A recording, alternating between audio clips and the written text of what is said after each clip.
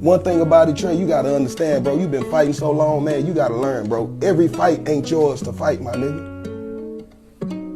Every fight is not yours to fight, bro. And the hardest fight for you is the ones that God tell you not to fight, bro.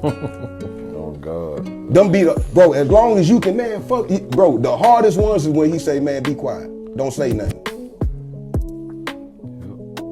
You gotta think, boy. Nigga, you have to take that shit on the chin. You got to. That shit is not a good feeling. But at the end, especially knowing what I'm capable of doing. My nigga, really, you can whoop their ass. They'll go to Ben Tar, be cool. Nigga, when God get the whooping their ass behind you, man, it's a whole different situation. Now I'm gonna tell you where you mess everything up though. When he tell you to be still, and you still want to fight, then you know what he do?